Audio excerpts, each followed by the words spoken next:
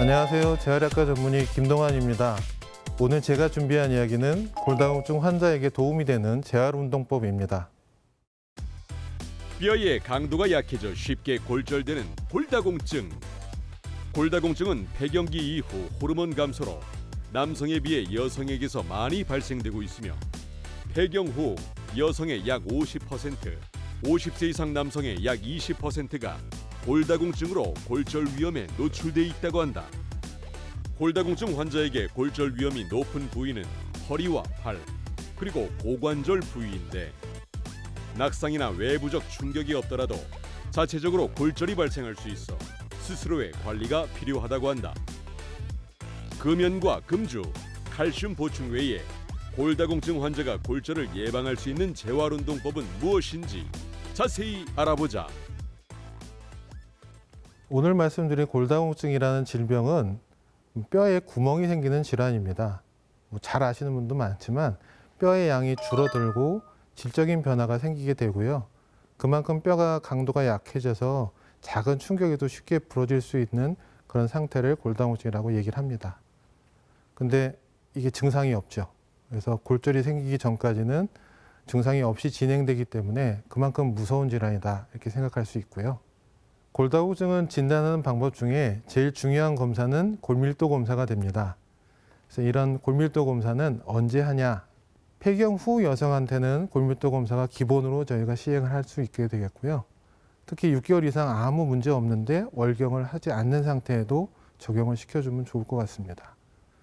그리고 골다공증 위험 요인이 있는 50세에서 69세 사이의 남성 및 폐경기 여성에도 골밀도 검사가 적용이 되고요.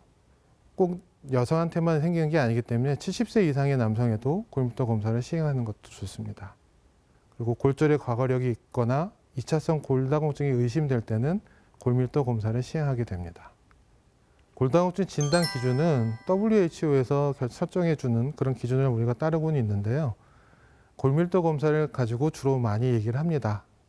그래서 그 안에 보면 T점수라는 게 있는데 그 T점수가 마이너스 1.0보다 높으면 정상 소견이고요. 그리고 마이너스 1.0과 2.5 사이면 골감소증이라고 우리가 진단을 내릴 수가 있고 마이너스 2.5보다 낮으면 골다공증으로 진단을 할 수가 있습니다. 근데 여러분 혹시 20대 여성에도 골다공증이 있는 건 아시나요? 특히 운동선수들한테 많이 생기게 됩니다. 체중 조절을 하는 종목일 경우에 더 많이 생기고요. 대부분의 섭식장애가 생기니까 그만큼 이제 체중 조절하기 위해서 음식을 섭취를 안 하다 보면 무혈경을 유발할 수도 있고 결국엔 그게 골다공증을 유발하는 경우가 종종 생기게 됩니다. 그리고 일반적인 분들도 무리한 다이어트를 하고 난 다음에 영향을 받을 수도 있고요. 그래서 이 모든 것들이 청소년기에 잘 저금해 놓은 뼈가 있는 경우에 평생 가지고 사는 거기 때문에 젊었을 때도 골다공증이 생기지 않도록 노력하는 게 중요하게 되겠습니다. 자, 이런 모든 상황에서 골다공증 환자들이 어떤 운동을 해야 될까요? 또 운동을 하게 되면 어떻게 하는 게 좋을까요? 또 하게 되면 얼마나 많이 해야 될까요? 이게 과연 정답이 있을지 모르겠습니다만 저는 항상 외래에서 환자분이 물어보시면 이렇게 말씀을 드리긴 합니다. 예전에 한 개그맨이 해줬던 유행어가 있거든요. 그때 달라요. 뭐 이런 식으로. 그 대한골대사학회에서 2년에 한 번씩 진료 지침을 저희가 발표를 하는데요. 거기에 보면 골다공증 환자들이 할 수 있는 예방 운동에 대한 자세한 내용들이 나와 있습니다. 그래서 우선 유산소 운동이 거기에 포함이 되고요. 그다음에 근력 강화를 위한 저항성 운동도 포함이 되게 됩니다. 그리고 균형 감각 강화를 위해서 안정성 운동도 하게 되는데 전제 조건이 있거든요. 운동의 강도와 양은 나이와 운동 능력을 감안해서 시행을 해야 된다는 게 기본 원칙이라고 보시면 되겠습니다. 처음에도 20대 초반에 골다공증이 있는 걸로 얘기를 드렸는데 그만큼 청소년기에 최대 골량을 증가시키는 게 노년기에 결국에는 골다공증과 골절을 예방하는 방법이 되기 때문에 그런 부분도 지침 안에 들어가 있습니다. 그래서 청소년기에는 운동 프로그램을 주로 저항성, 그다음에 충격 운동을 포함한 활발한 신체 활동을 하도록 되어 있고요. 적어도 5개월에서 6개월 정도 이상의 기간을 해야 효과가 있다라고 나와 있습니다. 저항 운동은 우리 몸의 큰 근육들을 사용을 하게 되는데 일주일에 적어도 한 3번 정도를 시행하라고 되어 있고요. 점프 등 충격 운동도 포함이 되게 되는데 주로 일주일에 한 2번 정도는 시행하는 걸로 추천해주고 있습니다. 하지만 이런 점핑 운동이나 아니면 그 저항성 운동을 퇴행성 관절염이 있는 노인분들이 한다 그러면 어떤 상황이 벌어질까요? 본인이 갖고 있는 관절, 인대, 힘줄, 디스크 이 모든 것들이 다 망가지게 되겠죠. 저희가 평균 연령이 이제 90대 가깝게 올라가는 이런 추세에서 아껴 쓰지 않으면 절대로 90년 이상을 쓸 수가 없는 상황이 벌어지기 때문에 운동이 좋다고 각각의 연령에 안 맞는 운동을 하게 되면 문제가 생길 수가 있다는 걸 알고 계시면 좋을 것 같아요. 재활의학 전문의들이 보는 교과서에는 그 골밀도 양상에 따라서 추천해주는 운동이 구분되어 있습니다. 우리 골밀도 검사를 하면 T점수를 보잖아요. 그래서 T점수가 마이너스 1.0 이상인 경우를 정상 소견이라고 보는데 이런 분들은 적절한 영양을 공급해 주는 게 일단 우선은 포함이 돼야 되고 대표적인 골다공증 관련되어 있는 영양소는 칼슘과 비타민 D. 근데 운동을 한다 그러면 어떤 운동을 해도 상관은 없습니다. 이런 분들한테는. 그래서 짧은 거리의 조깅 또 그 피트니스 클럽 가서 웨이트 트레이닝을 한다든지 유산소 운동을 한다든지 근육 강화 운동을 어떤 식으로 하든지 그거는 크게 문제가 없게 저희가 지침을 마련해 두고 있고요. 골감소증은 T점수가 마이너스 2.0에서 2.5 사이를 얘기를 하는데 이런 분들은 요즘에 이제 보험 기준도 좀 바뀌었죠. 약물 치료가 보험 적용되는 부분도 있기 때문에 약물 치료가 좀 고려된다. 골감소증 환자들도 골절의 위험성이 굉장히 높거든요. 근데 이런 분들은 운동 자체는 등 근육 강화 운동, 그다음에 하중 운동을 하되 경도의 하중 운동을 한다. 유산소 운동이나 웨이트 트레이닝도 횟수나 강도를 줄여서 하는 걸로 추천을 받고 있고요. 특히 자세 교육 운동이 여기에 포함되게 되는데 척추 신전 운동이 그 안에 포함되게 됩니다. T점수가 마이너스 2.5 이하인 경우가 골다공증이죠. 이런 분들은 약물 치료가 필수적입니다. 운동 다 좋은데 약물을 사용하지 않고는 절대로 치료가 안 되기 때문에 꼭 약물 치료가 필수라고 생각하시면 되고요. 거기에 운동 자체도 강도를 좀 줄여가는 식으로 해서 하는 식으로 하면 좋으니까 척추 신전근 강화 운동이 여기 포함되고 가벼운 걷기, 그다음에 낙상 방지를 또 예방할 수 있는 운동들이 포함이 되게 됩니다. 일단 골절이 한번 생기게 되면 척추 보조기 같은 보조 도구를 이용할 수도 있고요. 걸을 때 필요한 그 보조 기기들을 또 사용할 수도 있고 나를 보호하기 위한 보호대를 사용할 수도 있게 되겠습니다. 길을 다니다 보시면 그 3대가 걸어가는 거를 그 한눈에 또 볼 수 있는 장면이 나올 수가 있는데요. 그 따님, 그다음에 어머님, 그다음에 할머니가 걸어갈 때 본인의 세월의 무게처럼 몸이 앞으로 구부러지는 자세가 저절로 되는 경우가 많이 있습니다. 이런 분들은 그냥 오래 사셨으니까 그러려니 하고서 예전에 넘어갔지만 그 원인을 찾다 보면 대부분 그 안에 골다공증이 포함되어 있고 압박골절이 포함되어 있는 경우가 많거든요. 그만큼 등은 구부러지는 자세가 왜 이렇게 얘기를 하냐 하면 압박골절이 생길 가능성이 많은 부위가 그쪽이기 때문입니다. 그래서 외래에서 저희는 운동 교육을 먼저 하기 전에 자세 교육부터 시켜드립니다. 그래서 자세 교육할 때는 거울을 보면서 이제 보면 되는데 귓구멍, 그다음에 어깨, 그다음 고관절에 있는 위치와 발목에 있는 뼈가 일직선으로 잘 유지가 돼야 올바른 자세다 이렇게 생각을 할 수가 있는데 대부분은 등이 구부러져 있는 자세라 허리가 쏙 들어가 있는 자세를 본인이 만들고 있다라고 보실 수가 있어요. 그래서 이런 자세 교육이 제대로 안 되면 낙상 예방 등이 굉장히 중요한 부분이 되기 때문에 그만큼 균형감이나 이런 게 문제가 될 수도 있어서 연구에 보면 특히 등을 이렇게 꾸부정하게 만드는 목이 또 앞으로 빠지는 거북목 자세를 지속을 한다 그러면 육체적인 능력이 저하가 된다라는 게 보고에 나와 있고요. 골다공증 환자에서는 등 구부러지는 자세가 발목 힘에 영향을 주게 돼서 자세 불안정성을 일으키는 원인이 된다고도 되어 있습니다. 그러니까 그만큼 낙상 예방에 굉장히 중요하게 되겠죠. 그래서 지금까지는 이제 자세에 관련되어 있는 내용을 주로 말씀드렸고요. 이제는 골밀도와 운동과의 관계에 대해서 말씀을 한번 드려보겠습니다. 여러 종류의 운동이 있죠. 근데 그 운동의 종류에 따라서도 우리 몸에 있는 부위별 골밀도가 미치는 영향이 다르게 나타난다고 되어 있습니다. 우선 어떤 운동이든 운동을 한 군과 하지 않은 군을 비교할 때 척추와 대퇴골에 의미 있는 골밀도 차이가 생긴다고 되어 있습니다. 골다공증 검사할 때도 척추와 대퇴골을 우리가 하는 이유도 그쪽에 골절을 많이 일으키는 부위이기 때문에 대표적인 부분을 저희가 측회를 하는 거죠. 그러니까 운동을 하면 골밀도는 올라갑니다. 어떤 운동을 하든 간에. 스포츠 좋아하시죠? 얼마 전에 올림픽도 끝났는데 뼈에 저항을 많이 주는 스포츠 활동을 보면 체조도 있고요. 배드민턴도 있고요. 테니스도 있고 배구, 농구 같은 운동도 있습니다. 그래서 이런 운동을 만약에 하게 된다 그러면 골밀도 자체도 증가가 되지만 각 운동에 따라서 몸의 부위별 골밀도 변화가 차이가 있다고 되어 있거든요. 손을 많이 쓰는 운동은 당연히 손목 주변에 있는 골밀도가 증가가 될 거고 배구나 농구 같이 점핑 운동을 많이 하는 부분은 고관절 쪽에 골밀도 변화가 있다고 되어 있으니까 혹시 그런 부위별로 내가 뭔가를 강화시켜야 되겠다 하는 걸 생각한다 그럴 때 젊은 나이일 때는 각 종목을 선택을 해서 시행을 해보는 것도 한번 도움이 되겠습니다. 주변에 보시면 수영 많이 하시죠? 근데 수영 자체는 근력을 증가시키는 데는 도움이 된다고 되어 있습니다. 뭐 유산소 운동도 되니까요. 근데 비만을 조절하거나 골밀도를 영향을 준다라는 그런 근거는 아직은 부족하기 때문에 수영을 열심히 한다고 골다공증이 예방이 되고 좋아진다라는 걸 얘기를 할 수는 없게 되겠습니다. 대신 물 안에서 노는 게 좋긴 하죠. 우리가 골다공증을 항상 얘기할 때 보면 근감소증이라는 질환을 같이 얘기할 수밖에 없습니다.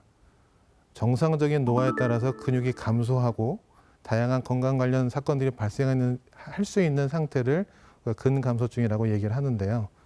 그래서 결국에는 움직임이 저하되고 낙상 위험도 증가되면서 골절 위험도 증가되기 때문에 결국에는 골절이 생기게 되면 장애를 일으키는 아주 중대한 원인이 되는 질환이 이런 근감소증인데 근감소증이 있는 노령층에서 특히 골다공증과 골절의 위험성이 증가되는 걸로 되어 있기 때문에 항상 골다공증을 얘기를 하면 근감소증도 같이 포함돼서 얘기를 할 수밖에 없습니다. 그래서 이런 분들은 운동의 목표를 어떻게 설정을 하냐 하면요. 첫 번째는 근육량 자체를 일단 늘리는 거죠. 그러니까 부족하게 되는 게 정상 노화이기 때문에 그거를 막아주기 위해서 근육량을 늘리게 되는 거고 근력을 키우기 위한 운동도 거기에 포함되게 됩니다. 그리고 잘 걷게 만들어야 되기 때문에 그 측정 자체도 걷는 속도나 이런 걸 우리가 할 수가 있고요. 넘어지지 않게 하는 게 굉장히 중요하죠. 이 모든 것들이 골다공증과 같이 연결되어 있기 때문에 말씀을 드리는 거고 결론을 따진다 그러면 결국엔 골밀도 수치를 높이는 것도 운동의 목표가 되게 됩니다. 그래서 근감소증이 있는 환자들한테는 이런 운동의 목표를 설정을 해드리지만 이 모든 것들이 근감소증을 진단 내릴 때 쓰는 항목이기 때문에 거기에 목표가 잘 달성이 된다 그러면 근감소증도 해결할 수가 있는 거죠. 자, 이제 골다공증 환자분들이 어떤 운동을 하게 될지 실제적인 내용들을 좀 말씀드려 보도록 하겠습니다.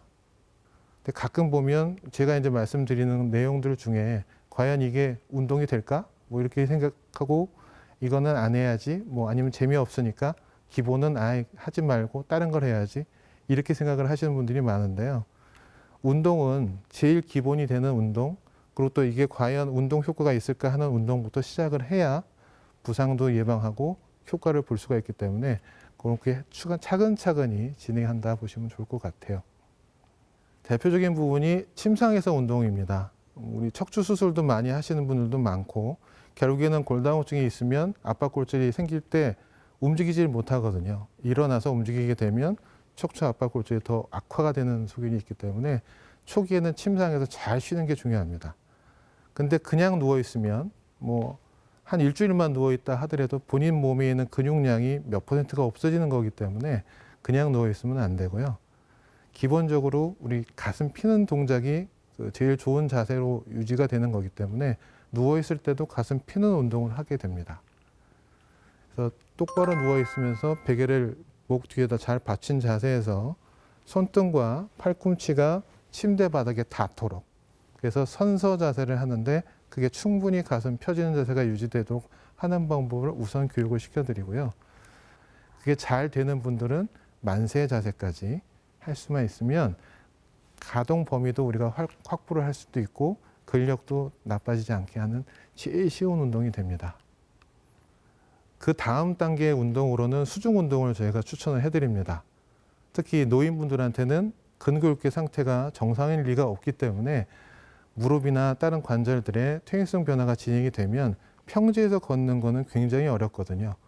그래서 그거를 내 몸무게를 가슴 높이만 유지를 한다 하더라도 체중의 75%가 이제 부하를 줄일 수가 있기 때문에 거기 안에서 운동을 하게 되면 걷는 연습만 하더라도 근력도 강화시키는 방법도 되면서 자세도 유지할 수가 있고 관절의 부담을 적게 하는 그런 방법이 되니까 수중에서 수영을 열심히 하는 것도 좋지만 가슴 높이에서 걷는다. 이런 걸 특히 노인분들한테는 추천해드리고 있고요.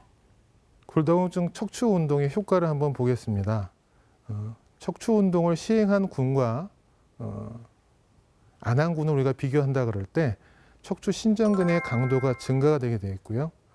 척추 압박 골절의 숫자와 전체 골절 숫자도 의미 있게 줄어드는 걸로 나와 있기 때문에 척추 운동이 굉장히 중요하다 이렇게 얘기를 드릴 수가 있고, 또 다른 연구에 보면 특히 척추 운동 중에는 여러 가지 운동 중에 신전 운동이 있고 굴곡 운동이 있는데 신전 운동을 하는 경우가 운동을 안 한 군보다 새롭게 생기는 척추 골절을 예방할 수도 있고요. 오히려 굴곡 운동을 하게 되면 운동 안 한 군보다 더 골절을 많이 일으키는 걸로 통계에 나와 있습니다. 종합하자면 골다공증 환자에서 척추 운동을 만약에 한다 그럴 땐 신전 운동을 시행하는 것이 근력도 늘어날 수 있으면서 척추 골절도 예방이 되는 좋은 방법이 되겠고요. 가장 효과적인 강화 운동 방법은 점진적으로 저항을 주는 척추 신전 운동이 되겠습니다. 이제 하나씩 예를 한번 들어보겠습니다. 그래서 척추 신전 운동의 예는 일단 첫 번째, 아까 처음에도 말씀드렸던 이게 과연 운동이 될까 하는 침상에서 운동이 있었죠. 누워서 서서 만세 자세를 하는 거. 그게 기본적인 척추 신전 운동이라고 생각할 수 있고요. 그 다음 단계로 할 수 있는 게 앉아서 하는 거죠. 그래서 처음에 올바른 자세를 말씀드렸을 때 등을 붙이고 의자에 앉아서 하는 방법을 쓰라 하고선 말씀을 드렸는데 운동도 마찬가지 그런 식으로 운동을 해주고 허리 근력이나 그런 게 충분히 이제 유지가 되는 분들은 등받이를 안 쓰고도 신전 운동을 할 수가 있게 되겠죠. 그래서 심호흡을 하면서 대흉근 늘리기 운동을 하는 게 기본적인 신전 운동이 되고요. 복근 강화 운동을 하면 그 척추를 받치고 있는 힘을 유지할 수가 있는데 우리 흔히 얘기하는 그 윗몸 일으키기 하듯이 그렇게 허리를 구부려서 하는 게 절대로 아니고요. 누워서 양 다리를 동시에 살짝만 들어 올려도 아랫배 쪽에 힘이 들어가는 걸 느낄 수가 있으시면서 목을 살짝 올려주면 또 윗배에 있는 근육을 또 강화시켜주는 그런 느낌을 가질 수가 있습니다. 그래서 내 몸 허리를 등을 붙이고선 한다 하는 기본 원칙만 잘 지켜줘도 강화 운동을 충분히 할 수 있다는 걸 알고 계시면 될 것 같아요. 그다음에 S라인을 만든다고 허리에다 힘을 빡 주고 다니는 분들이 많은데 그게 짧아지면은 결국엔 골반 주변의 유연성이 떨어지기 때문에 그런 유연성을 기르는 운동도 같이 포함이 되고, 신전 운동 말씀드렸지만 능력이 조금 되시는 분들한테는 엎드려서 등을 펴는 운동을 추천을 드리긴 하지만 엎드린 자세가 원래 허리에는 좋지가 않거든요. 그래서 만약에 그런 운동을 하게 될 때는 배에다가 베개를 같은 거를 받쳐 놓고 하는 게 좋고요. 뒤로 확 젖혀서 퇴행성 관절이 있는 척추에도 퇴행성 관절이 있는 분들한테는 영향을 줄 수가 있기 때문에 고개만 살짝 드는 정도만 유지해줘도 척추 신전근이 강화되는 효과를 볼 수가 있습니다. 기본적으로 스트레칭하는 방법들은 뭐 고양이 스트레칭 운동 같은 것도 할 수가 있게 되겠고요. 아주 이제 능력이 좋으신 분들은 슈퍼맨 자세처럼 엎드려서 할 수 있는 자세를 같이 해주면 강화 운동과 그 균형감을 기르는 운동도 거기 포함될 수가 있게 되겠습니다. 다리가 튼튼해지지 않으면 결국에는 위에 아무리 척추를 강화시켜 준다고 해도 그 자세가 유지가 안 되겠죠. 그리고 낙상의 위험성도 그만큼 늘어날 수가 있게 되겠고요. 그래서 다리 근력을 강화시키기 위한 운동을 하셔라 이제 얘기하면 대부분 걷기만 얘기합니다. 근데 만보, 이만보 그냥 준비 안 된 상태에서 걷게 되면 무릎 관절이 다 망가지게 되겠죠. 그래서 아까 강화 운동에서 순서대로 저희가 이제 하라고 말씀을 드렸는데 그 관절을 움직이지 않는 등척성 운동을 먼저 해주면 관절의 부담도 덜하고 근력 강화를 쉽게 할 수 있습니다. 그래서 누워서 해도 되고 의자에 앉아서 해도 되는데 의자에 앉아서 할 때는 등을 붙이고 하는 방법을 쓰시면 좋고요. 무릎을 일단 펴서 충분히 핀 상태가 유지가 될 수 있도록 유지해주고 발목을 머리 쪽으로 당겨주면 허벅지는 강화되는 느낌이 나면서 오금 주변에 있는데 무릎 뒤쪽은 스트레칭이 나는 그런 느낌을 동시에 할 수가 있기 때문에 그 자세를 10초씩 유지하면서 하루에 저는 100번 하라고 얘기를 먼저 해드립니다. 그럼 우와 하고선 안 하고 오시는 분들이 많은데 시간을 나눠서 하면 되거든요. 1시간에 한 번씩 10번씩만 나눠서 한다 그러면 아침 9시부터 저녁 7시까지 충분한 시간을 확보할 수 있습니다. 이 모든 것들이 넘어지면은 아무 소용이 없겠죠. 그래서 낙상의 위험 인자를 우리가 피하고 적극적으로 중재하는 게 되게 중요한 부분이 되는데요. 위험 요소가 있는 것들은 충분히 내 주변에서 관리를 해야 되는 거고, 특히 노년층에서는 반복적으로 낙상을 일으킬 가능성이 많기 때문에 꼭 훈련된 전문인의 지도 하에 근력 증진과 균형 운동을 꼭 시행을 하는 것이 추천됩니다. 그리고 운동도 물론 중요하지만 주기적으로 평가를 하는 것도 굉장히 중요하기 때문에 여러 가지 인자들, 뭐 약물을 사용한다든지 주변 환경이라든지 이런 것들을 관리할 수 있도록 평가를 주기적으로 하는 것도 거기에 포함되게 되겠습니다.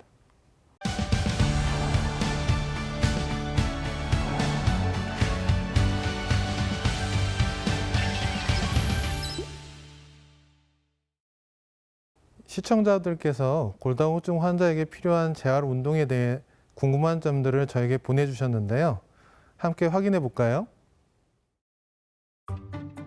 골다공증 진단을 받고 걷기 운동을 하고 있는데 걷기 운동만 하면 팔다리 골격에만 도움이 되지 않을까요? 네, 걷기 운동만 하면 팔다리 골격에도 물론 도움이 되죠. 근데 척추도 중력을 이기는 동작이 되는 거기 때문에 충분하게 도움이 됩니다.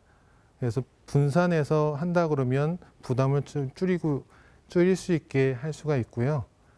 대신 걷기 운동을 할 때는 올바른 자세로 걸어야 됩니다. 그래서 척추의 올바른 자세가 된다 그러면 목과 허리, 그다음에 어깨에 있는 부분을 일직선으로 만들어주면서 걷되 발 뒤꿈치를 잘 맞춰서 걷고 보폭을 약간 넓게 해서 한다 그러면 그 척추 관련되어 있는 골격에도 도움이 되게 되니까 골다공증 진단받고 걷기 운동을 하실 때는 그런 올바른 자세로 걷는다 하는 걸 명심해 주시면 좋을 것 같아요. 점핑 운동이 골다공증 환자에게 좋다는데 키 점수가 마이너스 2.5인 경우에도 점핑 운동이 도움이 될까요? 네, 단순히 골다공증의 골밀도를 높인다 그런다 그러면 점핑 운동은 당연히 도움이 됩니다. 근데 처음에 예를 들었던 것처럼 T 점수가 마이너스 2.5라 그러면 저희 골다공증의 진단 기준으로 들어가는 거죠. 그래서 가능하면 점핑 운동 같이 충격을 주는 운동은 가벼운 운동이나 아니면 충격으로도 뼈가 골절이 될 수가 있기 때문에 되도록이면 피하는 게 좋고요. 골밀도 자체를 높이는 목표를 하는 것보다는 다른 부상을 일으키는 걸 예방한다 생각한다 그러면 점핑 운동보단 걷기 운동이나 유산소 운동이나 가벼운 점진적인 강화 운동을 시행해 준다 하는 걸 기본으로 알고 계시면 좋을 것 같습니다. 어른들이 아이들에게 탄산음료를 많이 먹으면 뼈가 삭는다는 이야기를 많이 하는데 근거 있는 이야기인가요? 근거가 있을까요? 탄산음료는 어차피 우리 위로 흡수가 되는 거기 때문에 거기 있는 성분들이 뼈에 직접적인 영향을 준다라는 근거는 좀 부족한 게 사실입니다.